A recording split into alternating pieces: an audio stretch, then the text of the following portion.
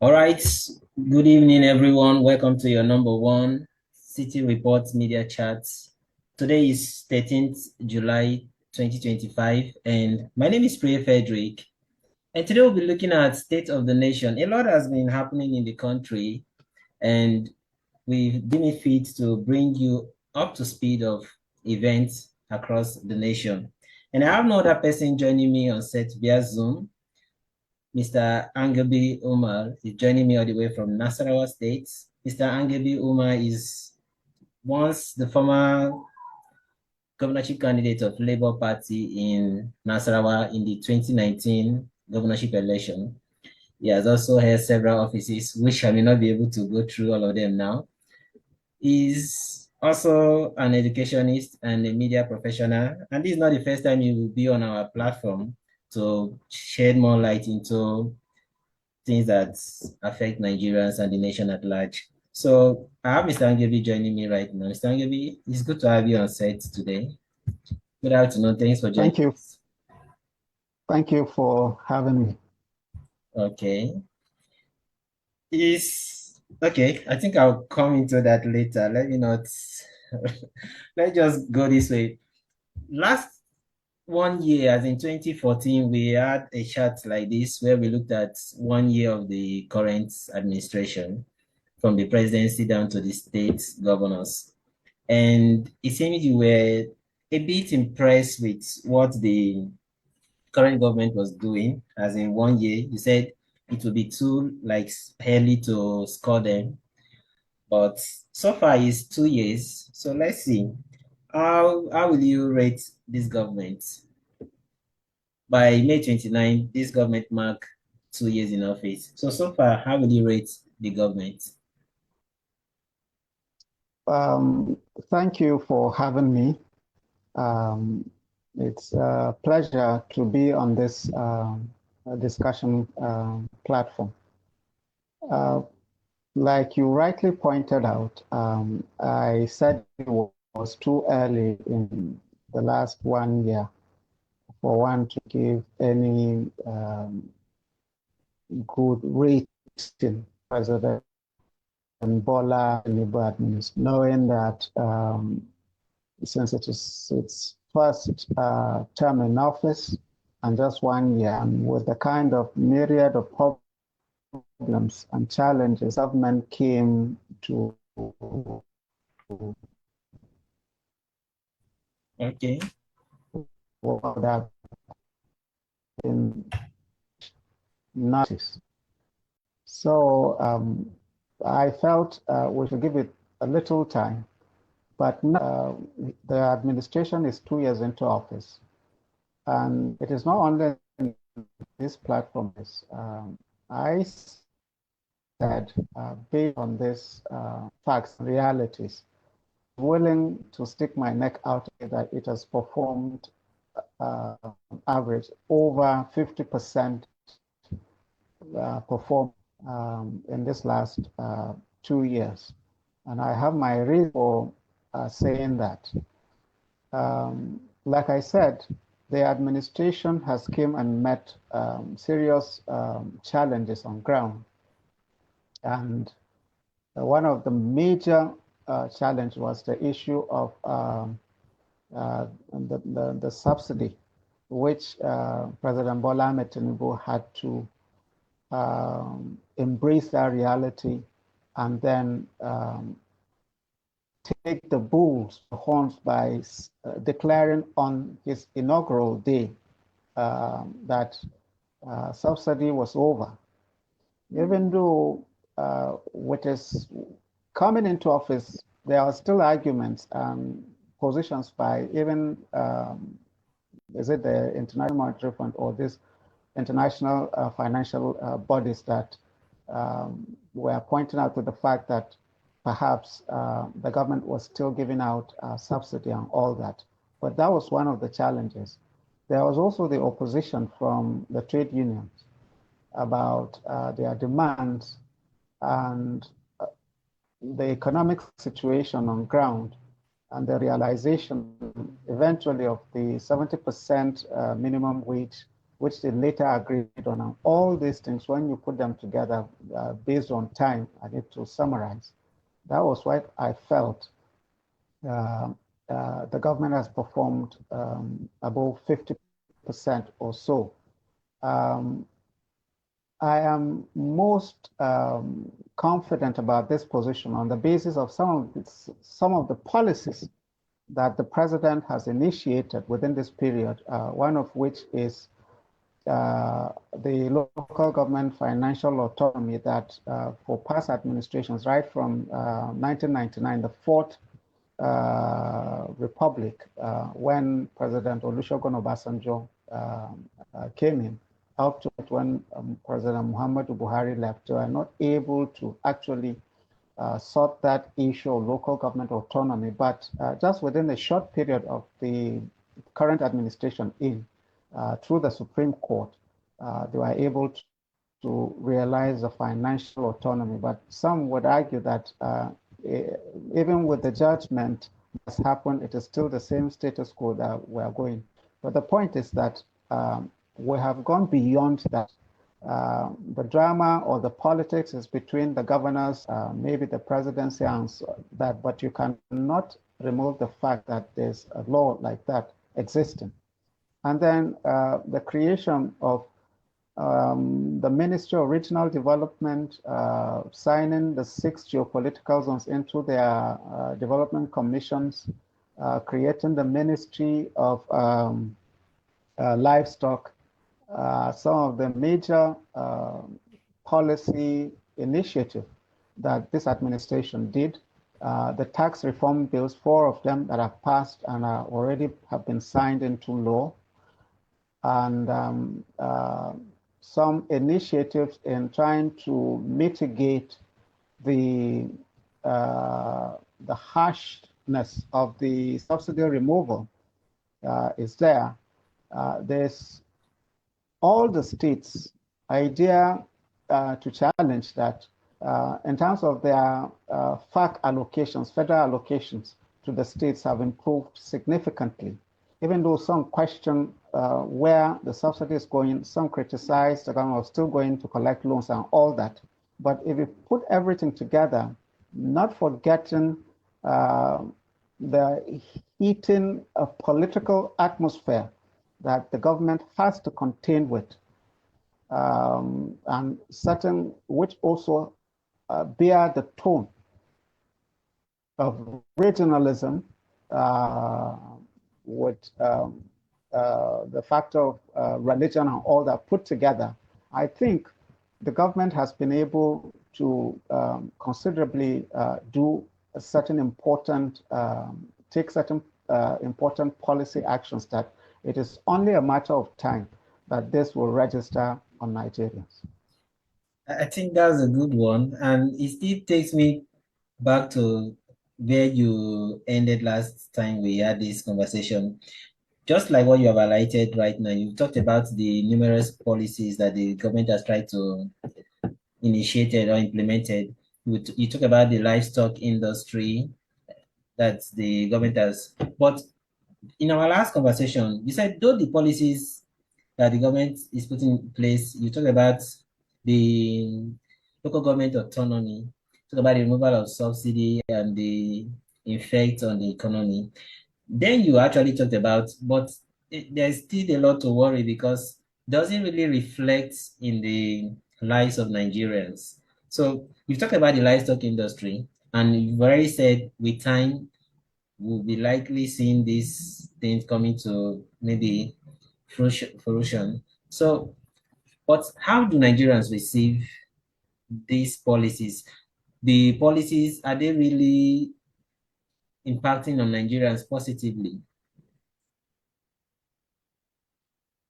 Well, I will try very hard not to sound like I am the spokesperson of the presidency, but I'm speaking from the position of my philosophy that I am more of a realist than an idealist. That an ideal situation, like the idealist would say, is this is how it should be. When the president comes, He should have addressed that, addressed that, addressed that. But a realist would say how, given the facts on ground. And so, yes, um, Nigerians would have legitimate reasons to say they haven't felt the impact. But the question that should also follow that whether it is largely and entirely the fault of the president, that is where the question is. If the president or his government has initiated a number of sweeping measures to deal with the current real situation on ground, but if you don't have a cooperation from all the other institutions or structures that are supposed to complement it, you would naturally not see the effect. But that doesn't remove the fact that those policies are game changers in their real sense that the president has done. And if, for instance, with regards to the issue of local government autonomy, if the governors are not standing in the way of the implementation uh, uh, at the grassroots levels where these local governments impact most, uh, uh, we should have been seeing reasonable changes and activity at the local government levels. But we are stuck at the point whereby between the local governments that still, with the pronouncement, all that had changed at the time was that local government, I mean, states that were still having interim local government administration or structures there swiftly carried out local government elections to legitimize the legal demands there that any local government that is not elected would not access the funds. They did that. But where the Accountant General of the Federation, in liaison with the central bank, demands that local government, the local government councils should approach the CBN and open accounts there so that the disbursement will come to them through those banks. That is where the drama has been.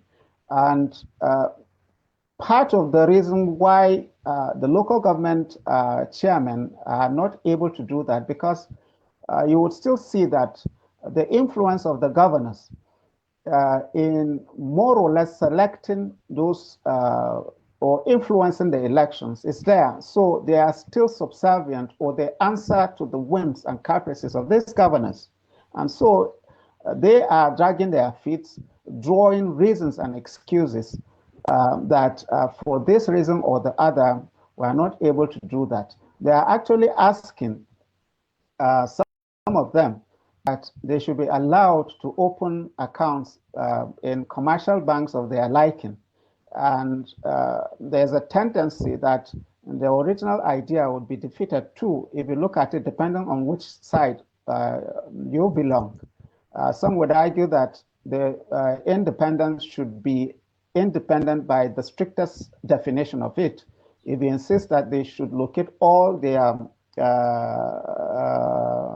point of accessing the funds from one point, the CBN, where someone is dictating that it still doesn't make it independent or autonomous.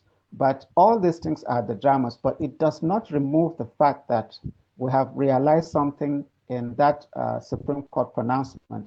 And that goes with the livestock ministry too. Instead of interest to be focused there, you see politics still coming in the implementation of that. There's still some sections are still arguing and demanding that the route that the cattle breeders use to reach to traverse the country should be left open. Some are suspicious of the policy, and some are owning it as if it is meant for only a section of the country, while others are having the suspicions about what role they would be participating or how they would be engaged in that structure. So it's a matter that has nothing to do with what the president has done in terms of those policy actions or statements, but in our attitude as Nigerians, in order that we've always been opposed to moving forward from the position where we exist. All right, sir. I think in your explanation of the local government autonomy, what the Supreme Court has given, you did indict the governors of being responsible for the delay in the implementation.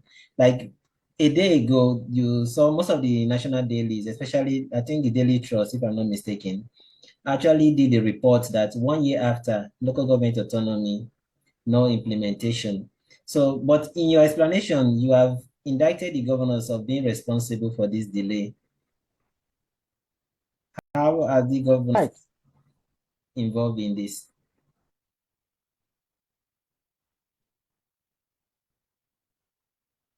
Hello? Can you hear me, sir? Okay, I think What it means is that okay, I think your what it network means is is hanging. that um,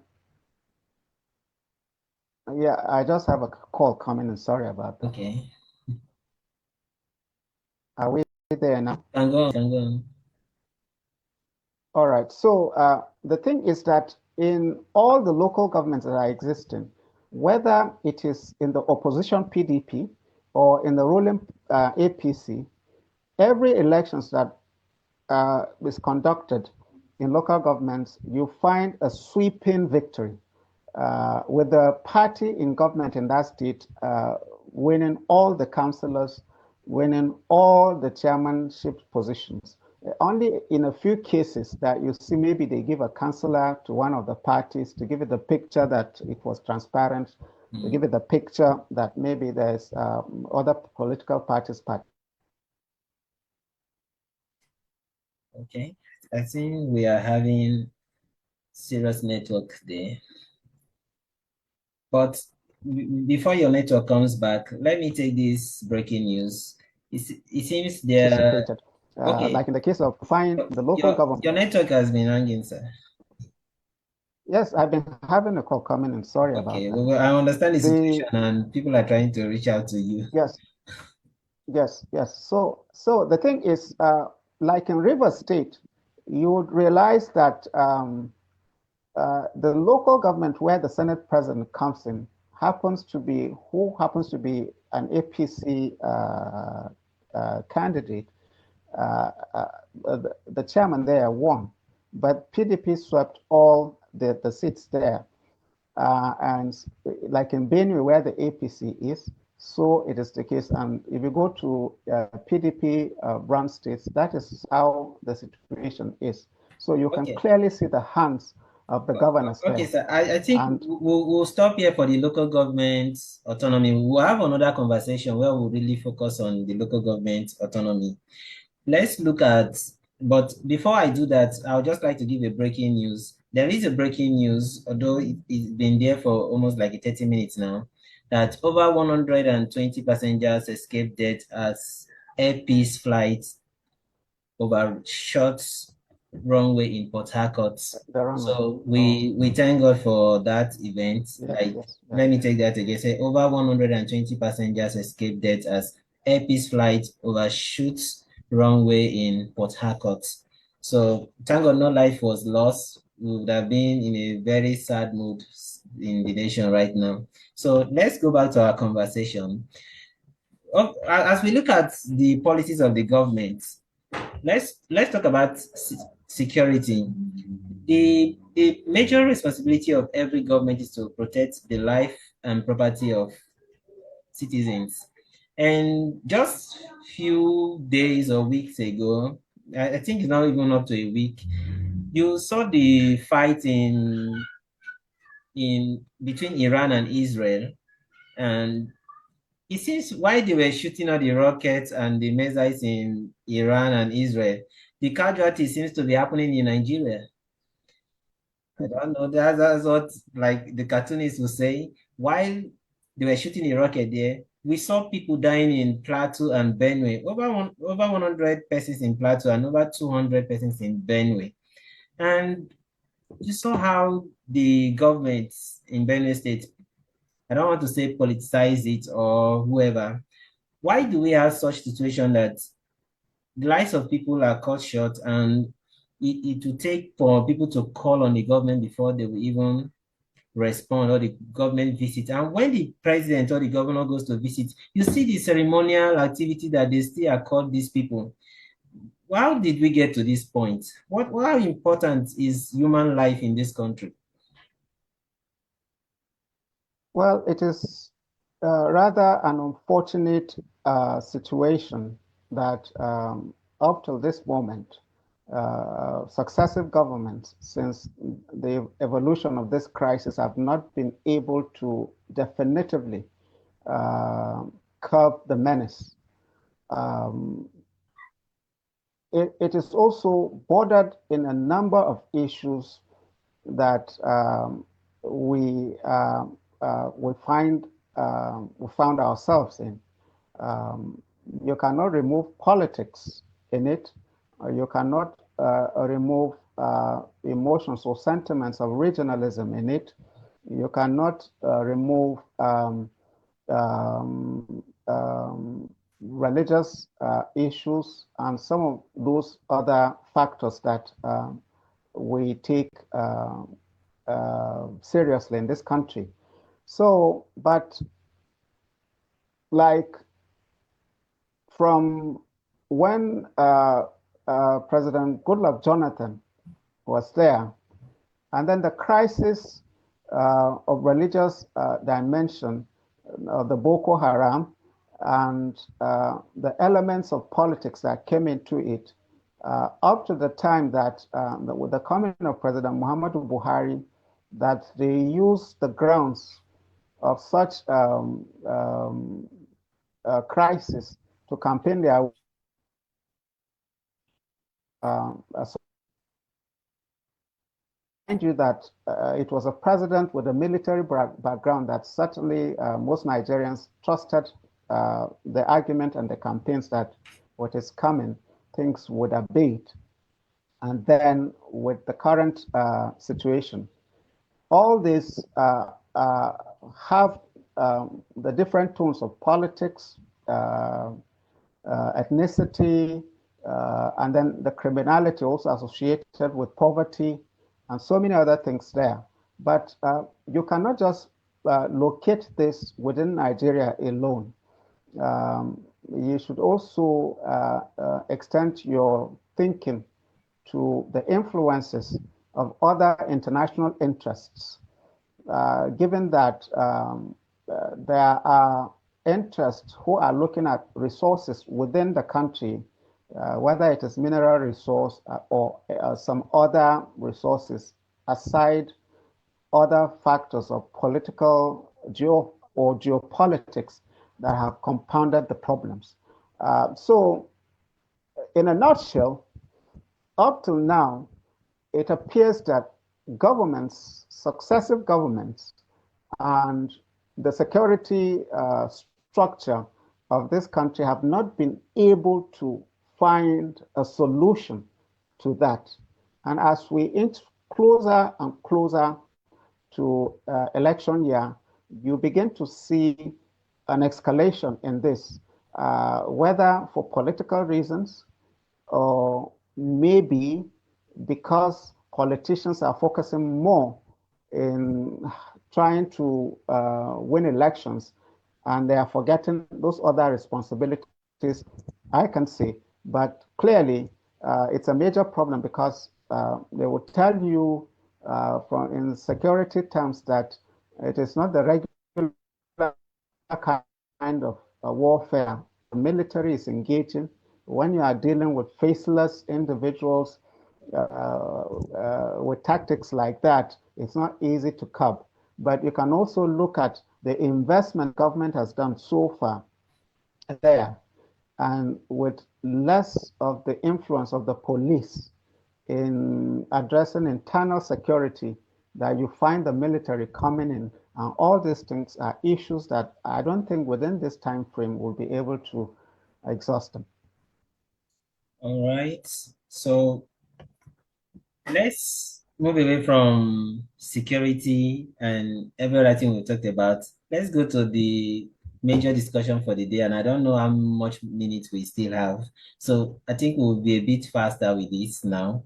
So just like when everybody thought we are going towards one party system, and it seems the whole opposition parties were in total crisis, disarray. All of a sudden, we saw the emergence of a coalition that is just up some days ago. And it seems everywhere has been rejuvenated, everywhere is vibrating. Are there signs that we are going to have this government on their toes, as in, it seems the government has been sleeping because there seems to be no opposition for 2 years. But all of a sudden, we now have the ADC. But before you do that, let's just see this. What's your view on the coalition and the accusation of going to one party state before the coalition? Well, thank you for that question. The coming of the coalition has actually added another uh, uh, how do I put it now, the tone to the politics in the country, to the effect that if the ruling party and the government of President Bola Ahmed Tinubu was only hoping or thinking that it is the PDP, which is the main opposition party, that would challenge it in the coming elections, it appears that another dimension has come up with the effort by this coming of the coalition and the ADC as the platform for that on which they are already preparing to challenge the ruling party. But the question that you are raising, whether it is going to be viable or so, depends on a number of factors. But if we are to look at the events or the activities that led to the position that this group of individuals have decided to pitch their tent with the ADC, then there are issues there indeed. First, you would remember that it was the former governor of Kaduna State, Malam Nasir El-Rufai, whose voice of displeasure sounded more ground where you have the main opposition party, the PDP first, the Labour Party,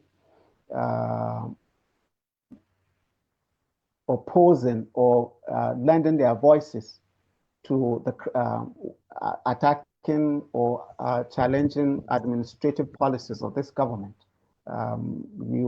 You would hear the voice of the former vice president and the main challenger in the last elections, Atiku Abubakar.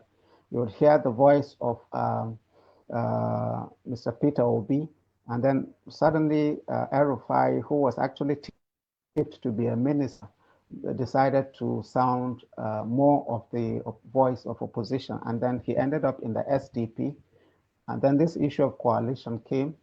A lot of people thought it was going to be the SDP, but because we are not able to resolve that issue, eventually they ended up with the ADC, the African Democratic Congress. But given the number of individuals with strong backgrounds in the system, either political, military background, or even in the Fourth Republic, the roles they attend or the positions they attend, certainly, like you mentioned, it would certainly have put the APC and President Tinubu on their toes, that, yes, something quite major is happening. But be that as it may, there are also issues there. How they are able to organize themselves between now and 2027 is another big question altogether. Mm. Be that that is may, how they organize themselves to 2027 is going to be a very big issue. And just like the former president, Goodluck Jonathan, during the 2015 election, he said the coalition is like a pack of cards that before long it will collapse. Are we likely to see a repeat of 2015? Just like you said, a matter of time. Looking at the personalities coming together and their aim of coming together, are they going to, okay, let me not just ask you that question because you've like answered me, it's a matter of time. But let's look at their personalities.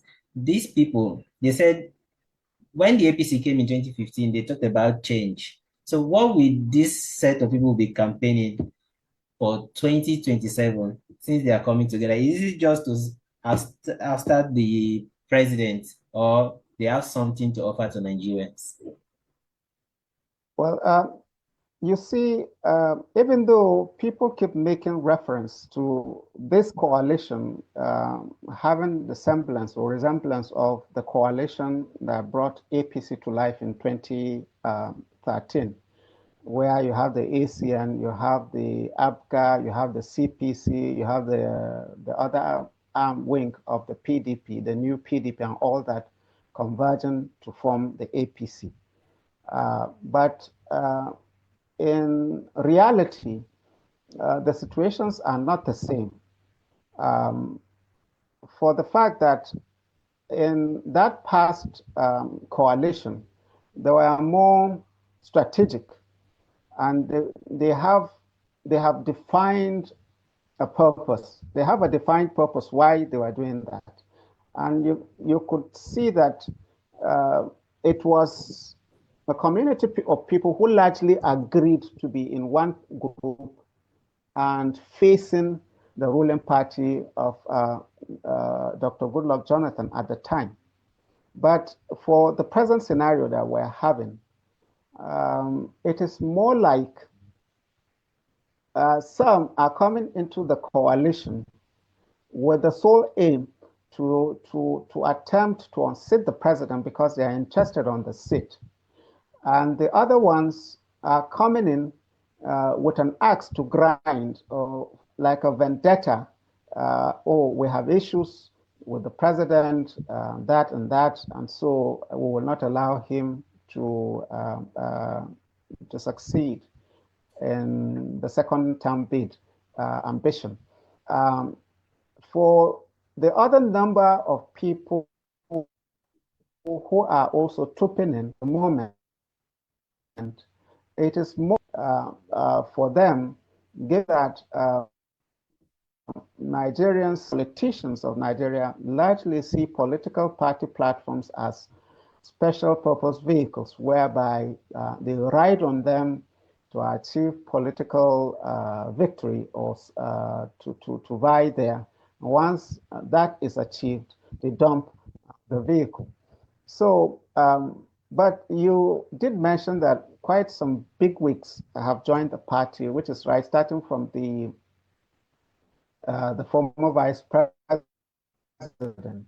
You have also Bubakar. You also have the former governor of Anambra State and the candidate of the Labour Party in the last election, Mr. Peter Obi. You have Rauf Aregbesola, former governor of Osun State. You have quite a big number of people. The former Senate president, one of the longest serving there, David Mark. You have the former Minister of Transport, is it from Rivers State, Rotimi Amechi. Quite a retinue of who is who in the political and the governmental systems. Okay. All right, so I think you why you're cannot on just that wish thought them on away. Yes. the caliber of people in the coalition, I think we'll be having a short break, so we'll come back to do justice to that. But when we come back on this break, we'll be looking at the statement of the President concerning when he was the governor of Borno State and how the then president was having the thought of removing him, but the Attorney General told him the right thing to do. We'll be looking at that statement. We're also going to be looking at the state of emergency in Rivers State and also 2027, the permutations with the coalition and the way things are going if we continue that way. So we'll be right back. Don't go away. This is City Report Media Chat, and I'll be speaking with Mr. Angabi all the way from Nasarawa State. We'll be right back.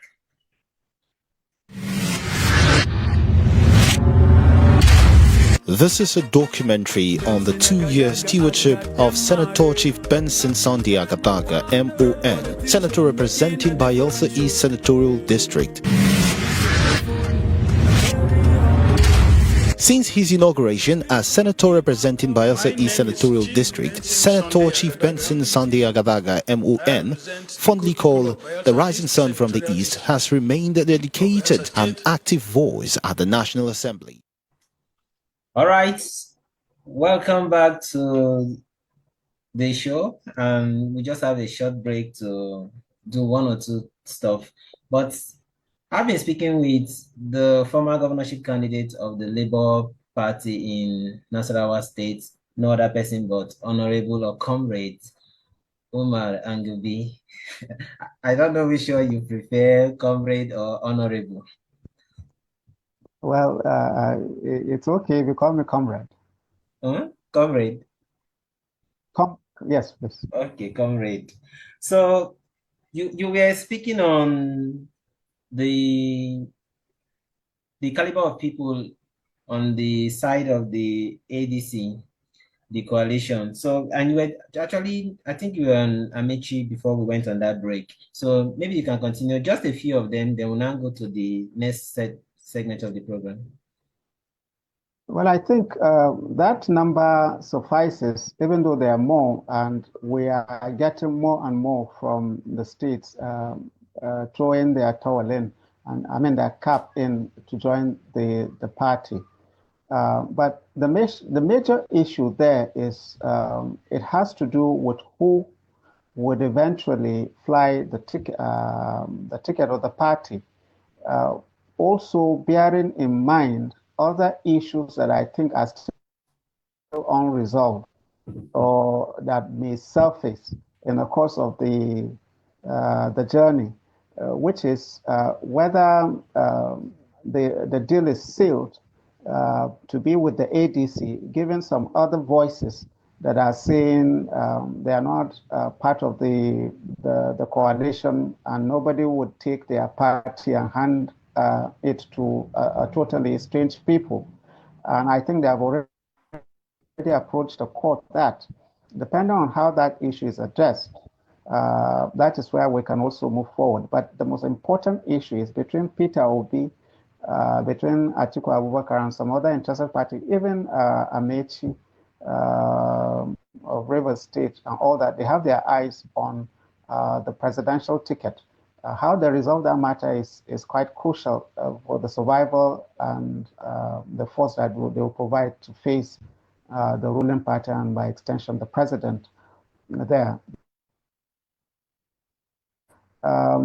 If they are still working on registering the ADA, the All Democratic Alliance, which they had planned to do, there are also challenges there because the Independent Electoral Commission has indicated that there are a number of political associations wishing to be registered online. And when I checked before this interview, a total of about 110 of them have reached the INEC for registration.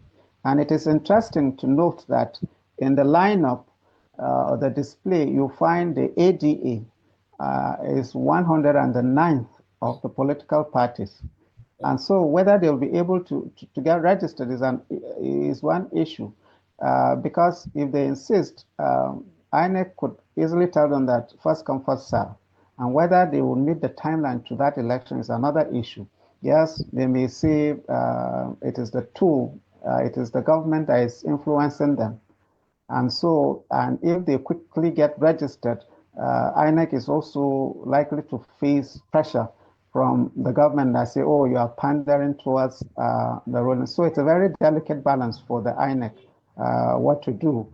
But the point in simple terms is whether it is the ADC or whether it is the ADA, whether the coalition would survive is another issue. There's the issue of who flies the ticket and factors like region.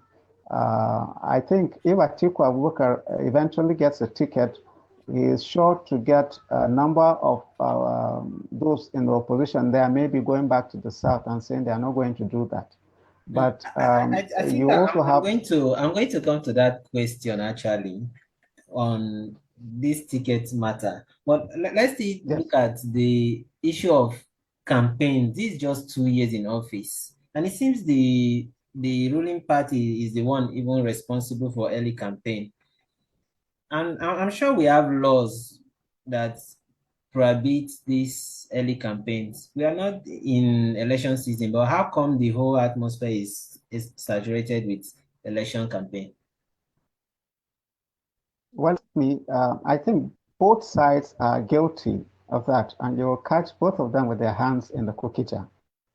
Why you see that it is the presidency or it's the APC, the ruling party, is doing that because it is the party in government, and its actions can easily be interpreted as being politicking. But that does not remove the fact that there are some other overzealous elements or some diehard supporters who may simply just take the initiative and be doing the campaigns in the name of attention from the president or the cycles there. But yes, we can still say that since it is the government, it is supposed to make sure that that doesn't happen. Campaigns based on the guidelines of INEC is supposed to start sometime around 150 days to elections and stop a day, 24 hours before the actual elections. But it will tell you how tense the competition would be for 2027, not just at the national level, but even at state level, where you have a number of governorship hopefuls, interested or aspirants, putting all their structures together and campaign both on the physical space and on the virtual space. Okay, that's a good one. 150 days. If I may do my calculation from that of 2023, I think it's like 1 year towards the election. That's the new amended law. Like they actually did their primaries around May. Meanwhile, the election was in February. So that's like yes, but I think unless it is yes. Okay. So well, we need to check it more because I think it's around 150 days. Okay. Let's go to the state of emergency in Rivers State. We'll come back to the coalition issue, but let's look at this one. We've not been able to have the time to do this conversation. So now that we have it, let's just go into it for a bit. When the president came out and declared state of emergency in Rivers State, a lot of people saw it as a breach of the constitution, the president overreaching himself with executive powers. And we've had even former presidents coming out to condemn the move. And this is a president who, on assumption of office, when the coup in Niger took place, almost sent the ECOWAS force to go and remove the sitting president, the regime there.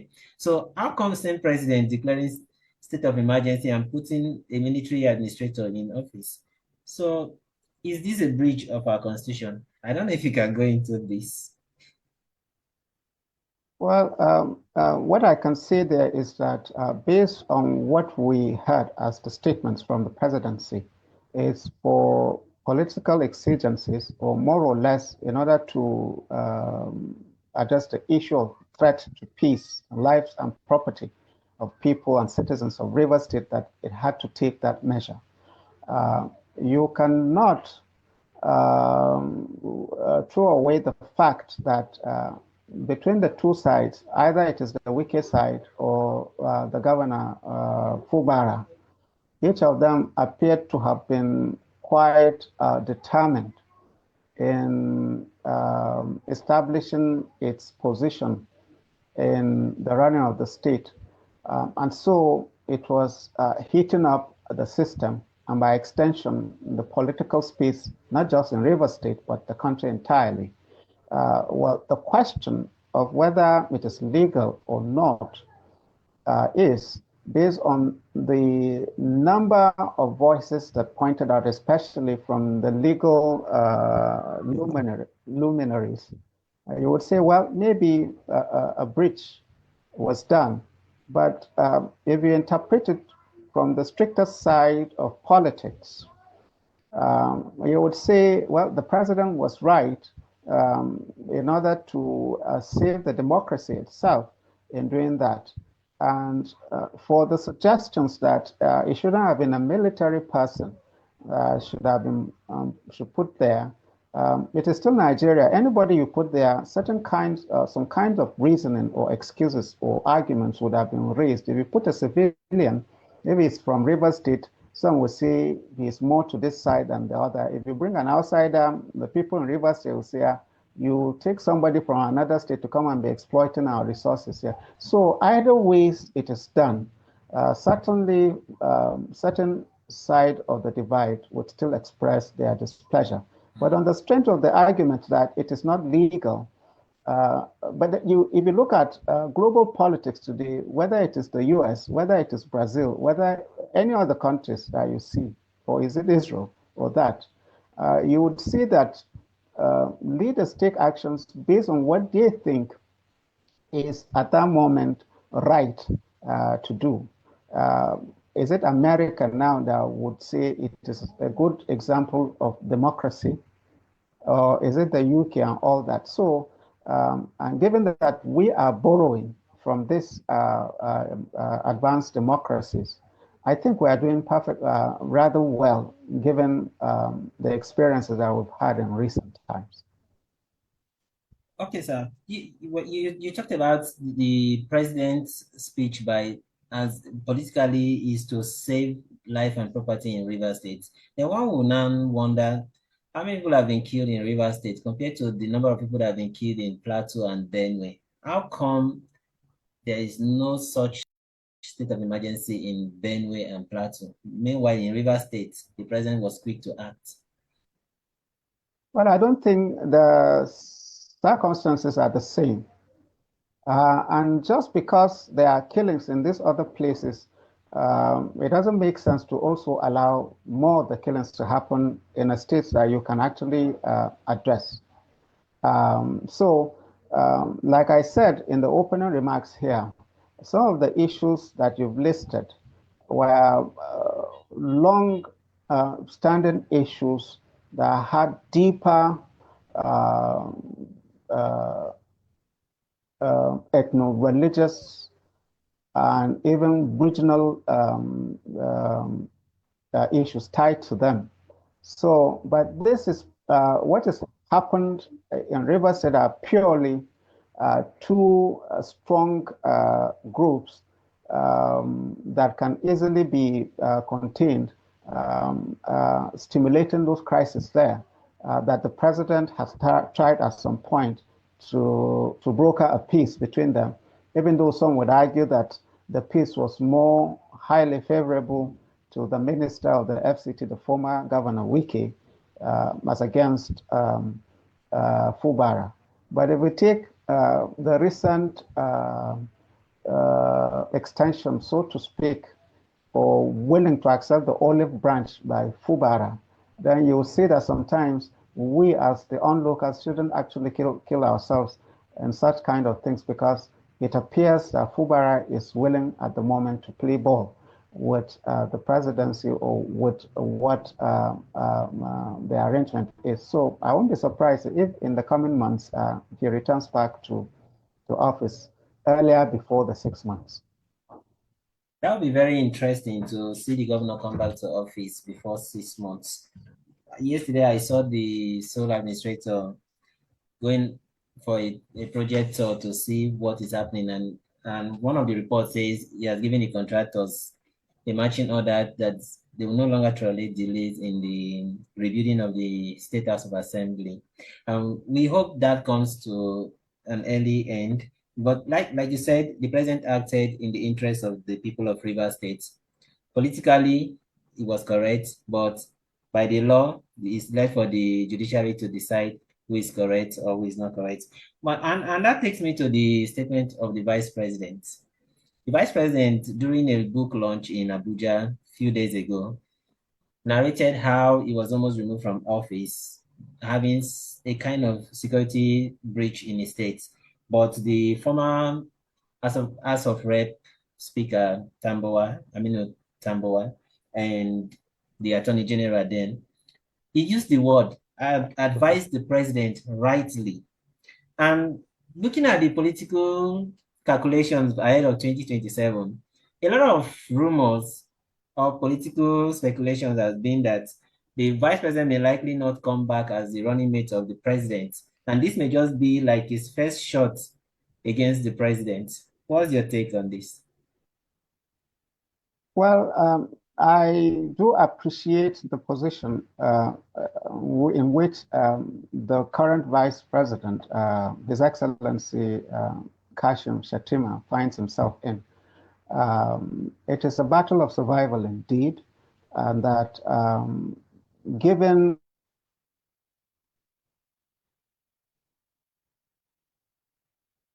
the circumstances that gave birth to him, imagine Bola Ahmed Tinubu. So we would say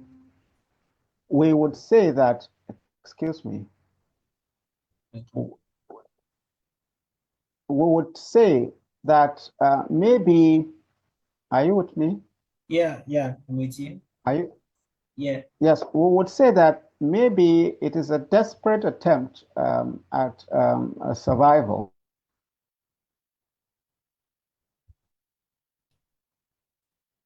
It seems you're having that he did what he network did issue. by putting that position out. Let me just answer so that we don't get the. Okay, so Hello. okay, we are having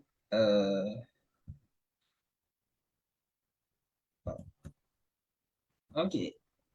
I think we are having some network issue. Our guest is on another bridge there. Someone trying to reach out to him. Today happens to be your birthday, sir, and a lot of people are trying to wish you happy birthday. So we do understand the situation. Did you get me? Sorry about that. But yeah, we yes, understand. I did. Today is your birthday, so a lot of people are trying to wish you happy birthday. So I do understand. What a coincidence having you. I didn't know today is your birthday when I booked yes. the interview. Well, it's such a coincidence, right? So yes. we do appreciate the fact that you decided to honor us. But let's just take this last one before we go. Let's come back to the. Okay. Okay. Yes, on the I want vice to finish your president. thoughts on the vice Let me president. summarize. Yes. Okay, the point there is that for him to have made those statements at such gathering is an indication how deep the issue is between him and the presidency or those within the cycle there. But it is not entirely within the presidency. If you look at the Northwest, there are elements there who are not happy with him being the vice president in the first place, and they are also eyeing the seat. But going back to the issue of the coalition too, I don't know how this will help the vice president if a large number of people from the Northeast appear to be moving towards the ADC. Also bearing in mind the fact that one major contender who is with the ADC, which is Atiku Abubakar, comes from his own geopolitical zone. Politics is about calculations, and you cannot entirely blame those sides of the divide who feel maybe in the next election, maybe they should prop up somebody else, bearing in mind those challenges of the Muslim ticket bearing in mind those calculations where the national chairman of the party should be and where the vice president position should be. But the game is all about winning the elections. You cannot just like the person and want to be with the person and end up losing the elections. It doesn't make any sense there. I think those who are looking at the issue, both from the side of the vice president, who think that it's the North pairing up with the Southwest that can give them the desired results, while others are of the thought that at this next election, it will be dicier and not necessarily present the kind of result that was achieved in the last 2023 elections.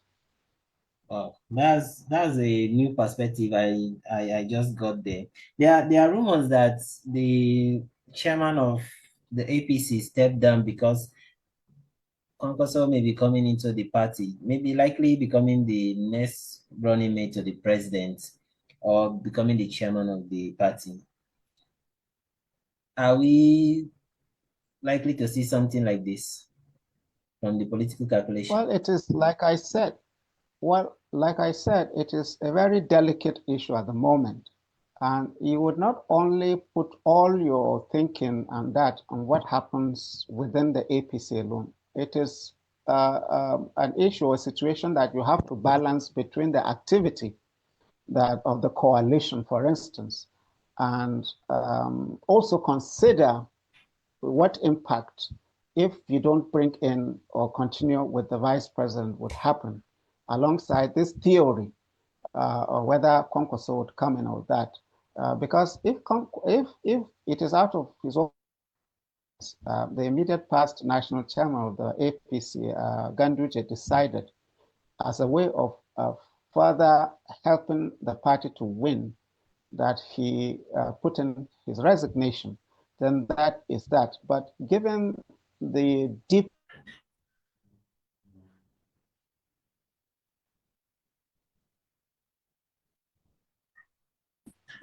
if Kwankwaso eventually emerges in the APC, will Ganduje give the cooperation, or he will now be another problem in Kano for the APC, which the coalition would actually capitalize on? So these are issues that you cannot immediately have a tangible answer. It is time that will reveal all the scenarios. That's very interesting, looking at the political permutations and calculations. But before I let you go, let's still look at one more thing. Like I earlier said in our beginning, we talked about it was tending towards a one-party state. Well, all of a sudden, there seems to be a 360 turnaround. And do you think the president or the APC is disturbed about the coalition? Well, frankly speaking, I don't see any way how the coalition is threatening the president at the moment. Yes, they are a significant force that have actually stirred up the murky waters, or at least stimulated a reaction. But like I said earlier, how they sustain this is quite significant. In the states, and eventually maybe at the National Assembly, we may have appearances of different political parties maybe having more presence there. But since it is not a parliamentary system of government, whereby you have to, at a point, depending on how you measure up in the elections, a coalition could be forced amid some kind of alignment. But in the presidential system, and according to our constitution, it is meeting those two-thirds majority across the states that could be a factor. But it depends. Will the ADC eventually, or those groups within the ADC, be willing to present a single candidate that would face the president is a major issue. And even if they do, from where the candidate comes is of importance. Because if they decide to put in, say, someone from the north, for instance, will the Amechi and Peter Obi still go with the game? Or they would come back and play the original card and say they are not willing and ready just after one term that the South has served under Tinubu, they will hand over power back to the North. I And if seriously it doubt goes if the that can other way happen. around, what will now happen with the Aerofire and the articles? Well, if it now comes to the South, it depends from where they pick. There are these proposals at some point they were suggesting that maybe they should pick Goodluck Jonathan to stand in, knowing that he has already served as president before and the constitution allows only 2 terms. They have toyed with the idea before, but it appears Jonathan is not willing to play that ball. But whoever they are thinking to bring from the South, it will be a proposal by the North to say you must go in for just a single term. If it is Peter Obi, do you think he'll go accept that kind of deal? Or if Even it if is he has Amechi given or his any other assurance that person? he's going to do one term, Ameshito has given his proposal that he's going to do one term. But will his people allow him to do one tenure? Or will the South allow that? We've That is seen the this in thing. Liberia and other parts of the world where elected officials said they are going to do one term but ending up doing two, three. Look at what is happening in Cote d'Ivoire. We saw how Exactly. Bagbo was removed from office and this other person came in and he's like going for his third term or doing his third term. Exactly. There's no guarantee Mm. that it would happen. A scenario like that happened in our state during the Almakura time, the immediate past governor, where there appeared to be an understanding between himself and some other allies that helped him secure the elections. That based on what they said was a discussion that he was going to go there for only a term, but that didn't happen. And once the person is elected as president, how dare you come and tell him to just go there for one term? Mm. So it is a kind of contract that would not be convincing to a lot of people, and it will not stand the test once it is executed, once they given.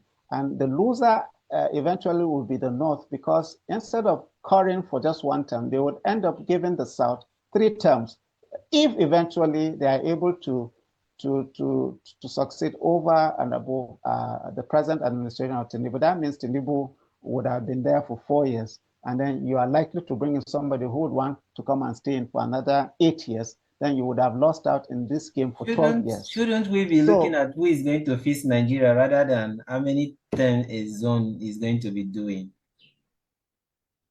but that, in the real sense of it, and how it should have been, that should have been our concerns and interest in politics. But like you and I know, the politics is more about securing power. And then when you get there, it's about the allocation or distribution of resources.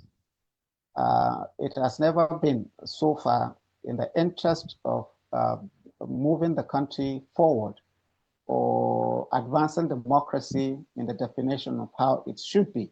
So we are hoping that, especially that what is going on, we are seeing a refinement with every period or process that we're getting. It is not just about the individuals who are the actors there. It will require the political will to look at the books, whether it's our constitution, whether it is the electoral laws or that we fine tune to see that we block all these avenues of maneuverings in such a way that it will get to a point one day that it is those things that we put on ground that would force the right person to come in, not just from their whims or caprices that they want to just come in there. We know so far, for any political position that you run in this country, the number one factor is that you must have a large chest of cash and then influence in order to be there. So we want to see a time that the voters card works, that when you cast your votes, it counts, so that is where we go from there. And when people present themselves, then who will be the judges? Not just the powerful who decide who gets what and at what time.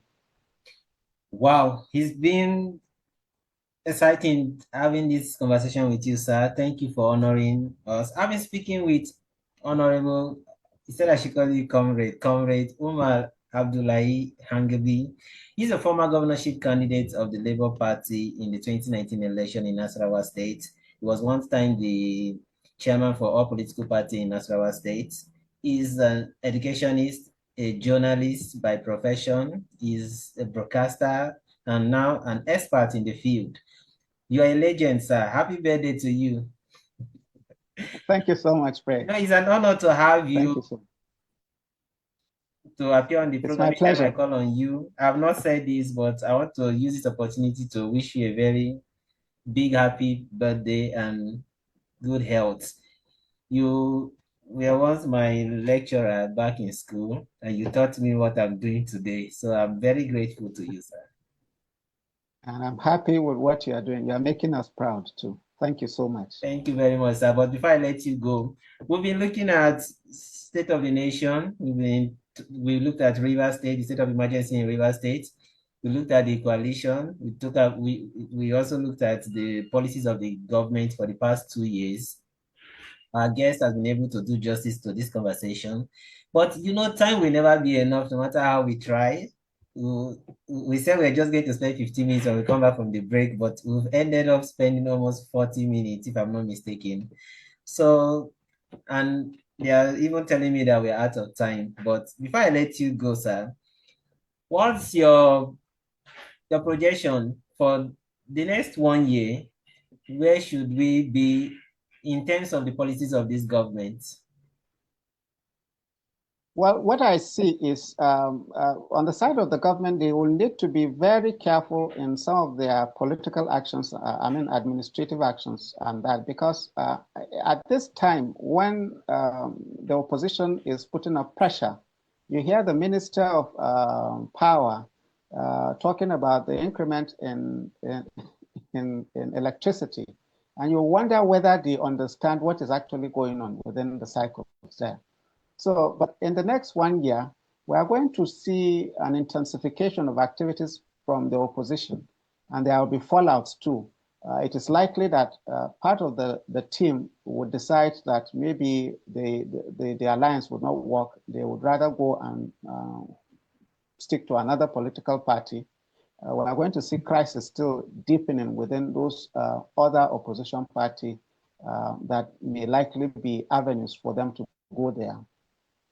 Some kind of blockage for the government. Unfortunately, attentions too will be divided between doing the policies that they promise and going deeper and deeper into planning how they can return back in office. So this 1 year, which is the only window left, after which intense political activity will be seriously charged, both politically and in terms of our economy too. Thank you very much, sir. It's been a pleasure having you on set. On behalf of the City Report crew, I want to say a big happy birthday to you once again. And to our viewers, wherever you're viewing us from, we want to say thank you for always standing by us, always being our program. Do please share the video so more people can be more informed as we get towards 2027. Though I'm going to have him on set again, even as the election period comes in, we'll be having back-to-back conversation and be looking at the political permutation and tension in the country by the time we get to that point. On behalf of the City Report crew, my name is Priya Frederick. Thanks for watching. Bye-bye for now. Thank you, everyone.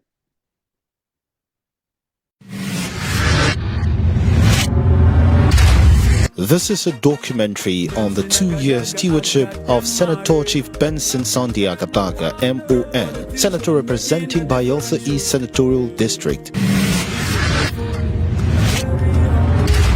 Since his inauguration as Senator representing Bayelsa East Senatorial District, Senator Chief Benson Sunday Agadaga, MON, fondly called the Rising Sun from the East, has remained a dedicated and active voice at the National Assembly. He has consistently demonstrated his commitment to effective legislation, community empowerment, and infrastructural development across his constituency. Shortly after assuming office, Senator Agadaga